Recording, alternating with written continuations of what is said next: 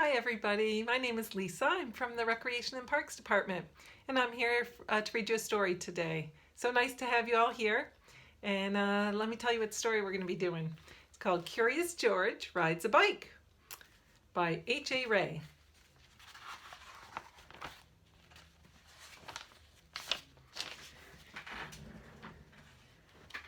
This is George. He lived with his friend, the man with the yellow hat. He was a good little monkey, but he was always curious. This morning, George was curious the moment he woke up because he knew it was a special day.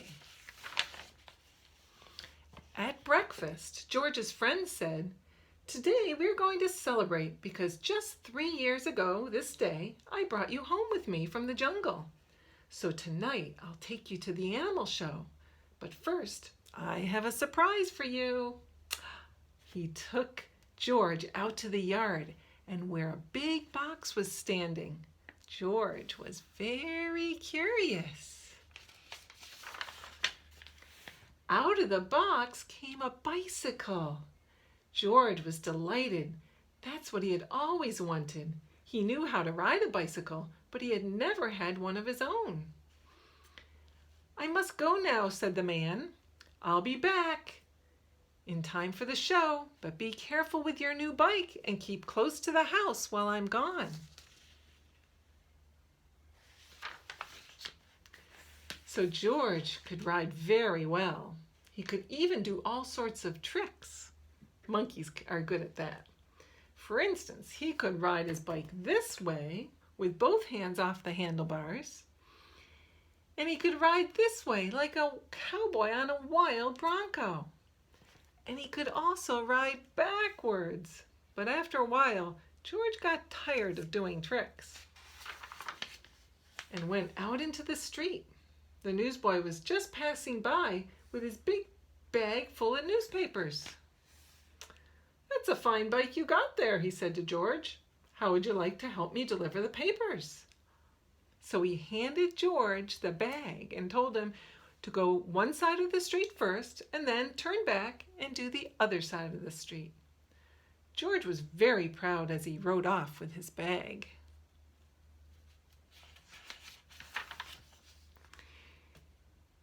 He started to deliver the papers on one side of the street as he had been told.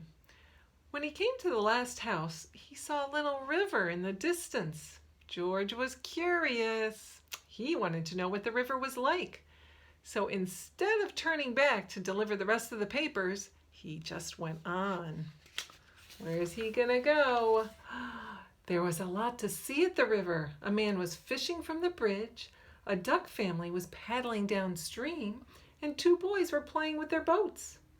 George would have liked to stop and look at the boats, but he was afraid the boy might find out that he had not delivered all the papers. So he rode on. While riding along, George kept thinking about boats all the time. It would be such fun to have a boat, but how could he get one? He thought, and then he had an idea. He got off the bicycle, took a newspaper out of his bag, and began to fold it just like that. First, he folded down the corners like this. Then he folded both edges up, brought the ends together, and flattened it sideways. Then he turned one corner up, then the other corner, and again brought the ends together and flattened it sideways. Then gently he pulled the ends up and he pulled the ends open. And there was his boat. Look at that, all from a piece of newspaper. Now the moment had come to launch his boat. Would it float? It did. So George decided to make some more boats. Finally, he had used up all the newspapers and had made so many boats that he could not count them. A whole fleet. Look at all those boats. Watching his fleet sailing down the river, George felt like an admiral. but watching his fleet, he forgot to watch where he was going. Uh-oh, where's he gonna go? Let's see. Look at the frogs jumping and all the birds and butterflies. But look where George is going. Uh-oh. Suddenly, there was a terrible jolt. The bicycle had hit a rock and George flew off the seat head first. Luckily, George was not hurt, but the front wheel of the bicycle was all out of shape and the tire was blown out. Aww. George tried to ride the bike, but of course it wouldn't go. So he started carrying it, but soon it got too heavy. George did not know what to do. His new bike was spoiled, the newspapers were gone, and he wished he had listened to his friend and kept close to the house. Now he just stood there and cried. Aww. Suddenly, his face brightened up. Why, he had forgotten that he could ride on one wheel. He tried it, and it worked. He had hardly started out again when he saw something he had never seen before rolling toward him. Rolling toward him came an enormous tractor with huge trailers behind it. Looking out of the trailers were all sorts of animals. To George, it looked like a zoo on wheels. Here's a kangaroo. Look at that. I think that's an ostrich.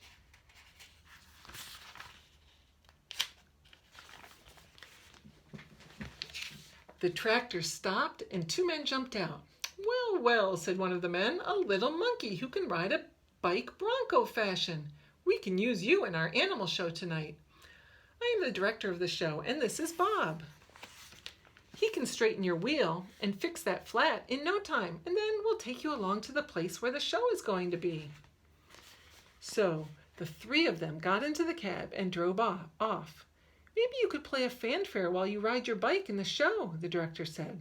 I have a bugle for you right here, and later on you'll get a coat and cap just like Bob's.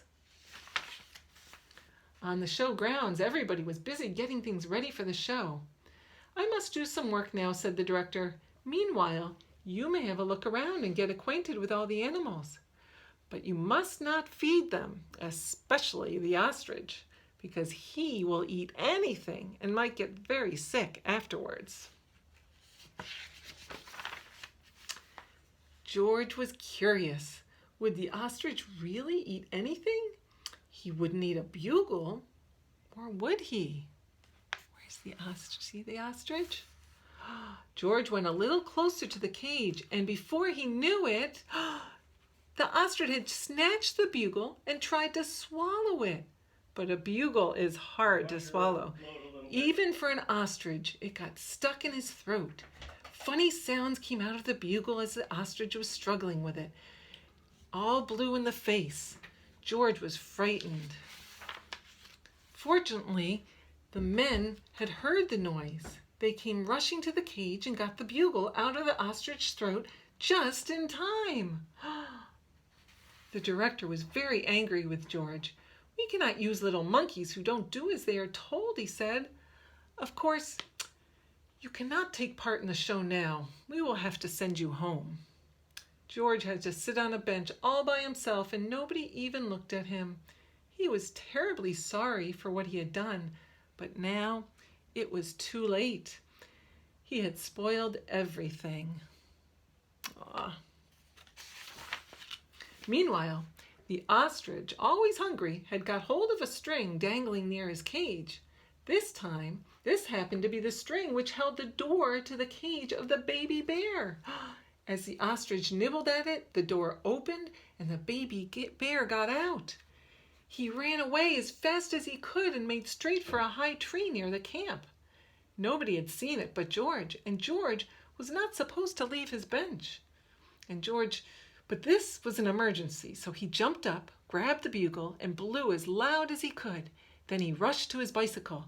The men had heard the alarm and thought at first that George had been naughty again. But when they saw the empty cage and the ostrich nibbling at the string, they knew what happened. George raced over to the tree far ahead of the men. By now the bear had climbed quite high, and this was dangerous because little bears can climb up a tree easily, but coming down is much harder. They may fall and get hurt. The men were worried. They did not know how to get him down safely, but George had a plan. With his bag over his shoulder, he went up the tree as fast as only a monkey can. And when he reached the top, the baby bear, he reached the baby bear and he put him in his bag and carefully let him down so that the men could safely catch him. Everybody cheered when George had come down from the tree. "You are a brave little monkey," said the director. "You saved the baby bear's life. Now you'll get your coat back, and of course you may ride your bike and play the bugle in the show." Finally, the show was on. The whole town had come to see it, and how surprised they were to discover George on his bike right in the middle of it. There he is. The newsboy was there too, and also the man with the yellow hat. There's the ostrich and the little bear, and there's George, riding bronco style. The man with the little hat had been looking for George everywhere and was happy to have found him at last. The newsboy was glad to have his bag again, and the people from the other side of the street, whose papers George had made into boats, were not angry with him anymore. George! He's so happy to see him. When the time had come for George to say goodbye, the director let him keep the coat and the cap and the bugle. And when George and his friends got into the car and went, they all went home. There they go. And there's little George. Good night, George. So that was Curious George Rides a Bike. He sure is curious, isn't he? Hope you enjoyed the story. Love to have you here, and you have a wonderful day. Bye now.